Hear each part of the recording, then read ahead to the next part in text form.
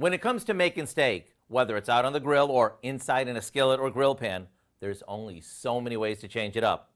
At least that was the case before we came up with a new twist that has everyone in our test kitchen talking. Plus, it's perfect for Margarita Mondays.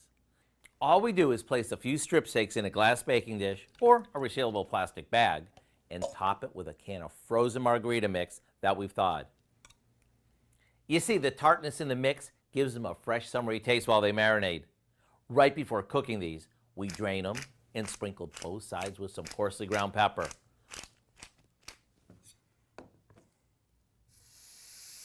A few minutes on the grill or grill pan is all it takes to bring all the flavors together. We finish them off with a little salt, just like you would a margarita, and dinner is served. So rather than settling for just another ordinary steak, try one that will leave a lasting impression. To get the recipe, just go to our website and search for Sizzlin Margarita Steak.